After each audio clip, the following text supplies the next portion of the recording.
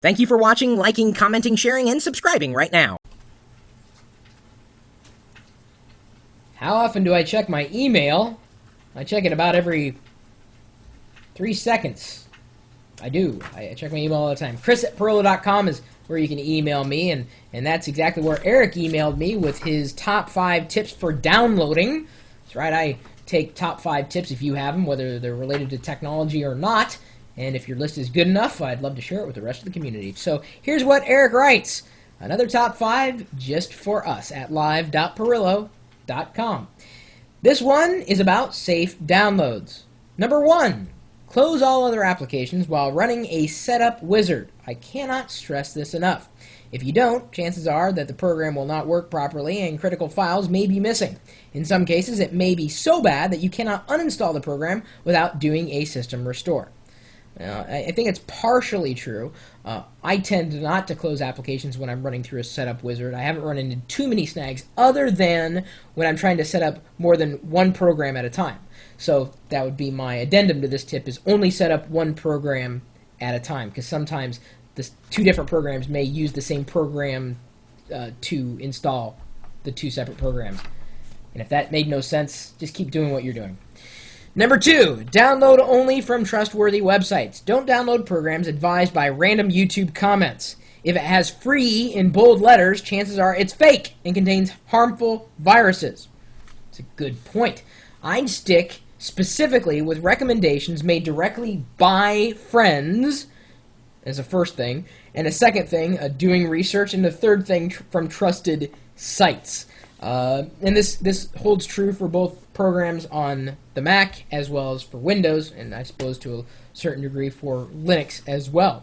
If you're downloading even from trustworthy websites that haven't been peer-reviewed, well, you got to be careful about what you download, folks. If you don't need it, don't get it. I mean, that's really that's my bottom line. Only download what you need to download. Install what you need to install. Number 3, if it's dirty, don't download it. No matter how much of a geek who likes adult things you are, do not download anything with dirty words in the title. You know what? And I realize this sounds, you're probably giggling in the background there. It's true.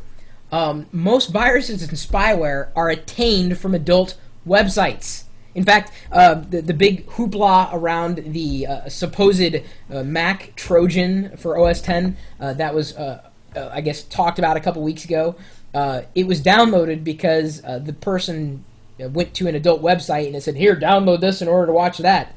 He was a little embarrassed after he realized the problem, and the problem wasn't the software necessarily as much as the person who was going to a website that he probably shouldn't have been going to. You know what? That goes back to my top. I've got a top 10 or a top 5 reasons or ways to keep yourself clean from viruses and spyware. Viruses and spyware. Sorry about the spoonerism, folks. And that's the number 1 tip: is don't visit adult websites. That's really that's like 90% of it, almost a guarantee. If the adult stuff, well, I'd say leave it to the adults. But even adults, they're the ones who end up getting infected. Well, anyway. Stay away from adult stuff. That's the blanket statement there. Number 4, and this is going to be about, I'd say, the other 10% of keeping yourself safe from viruses and spyware. Peer-to-peer file networks can be dangerous. Like a Nutella or, anything on BitTorrent. And on BitTorrent, I realize is incorrect to say. Anything can be downloaded using BitTorrent. If you're not careful, what you're looking for has several results. Look at those general file sizes for that file, and do not download ones that are generally lower or higher than that. I think what he's saying is just, be careful. If a file says, hey, download this and, Windows Vista is free, or download this and it will turn your computer into a PS3 so it can play PS3 games. That's fishy. It really smells fishy, and it can only be found largely through these peer-to-peer networks. It can say sometimes I guess they can be found on download websites, but that's where you gotta use that built-in. That's my built-in radar there. It goes off. Looks kind of weird when it goes off. I realize it looks a lot like a finger pointing out of my head. Peer-to-peer networks and adult websites are the biggest vectors for giving you any kind of computer infection.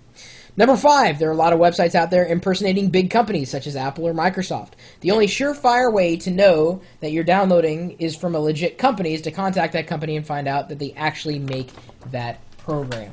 Ooh, good one, Eric. Very good one. It's a solid top 5 list. I got to give Eric, credit. That's wonderful advice.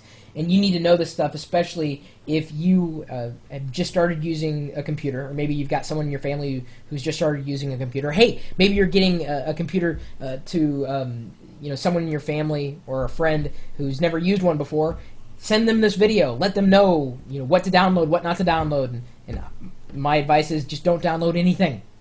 I've taken that approach with Ponzi, my wife. Just don't download anything. Don't install anything unless I know about it. Okay? She doesn't surf any websites she shouldn't be surfing, and she doesn't do any kind of P2P or file sharing with other people. So I'm not too worried, but you know what? It's better safe than to be sorry. So thanks again, Eric, for the top 5 list. I really appreciate that. If you've got a top 5 list, if it's related to tech, great. If not, if it's a top 5 list, maybe it's interesting enough to share with the rest of the community. I mean, certainly we do more than just talk about technology, right? Okay, maybe not. But, we're looking to expand our information repertoire. Maybe you can help us. Email me your top 5 to chris@pirillo.com. That's how you get a hold of me. That's my email address. How you doing? That's my middle name. Did you know that? I know it's a short middle name. Chris@Pirillo. And I threw the .com in there because, And see that other URL that everyone's typing in right now? That's where you can find us talking tech 24 hours a day, 7 days a week, live.pirillo.com. We'll see you later.